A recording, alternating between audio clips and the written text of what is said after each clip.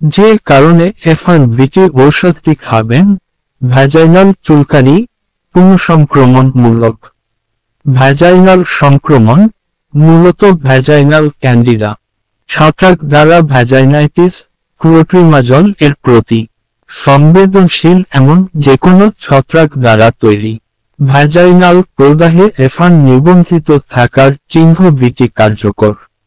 যে কারণে F1 drops ব্যবহার করবেন ট্রাইকোফাইটন প্রজাতির দ্বারা সৃষ্ট সব ডার্মাটোমাইকোসিস মোল্ডস ও অন্যান্য ছত্রাক দ্বারা সৃষ্ট ডার্মাটোমাইকোসিস এবং ত্বকের রোগসমূহ যেগুলোতে ছত্রাকজনিত সংক্রমণ সমূহ দেখা যায়।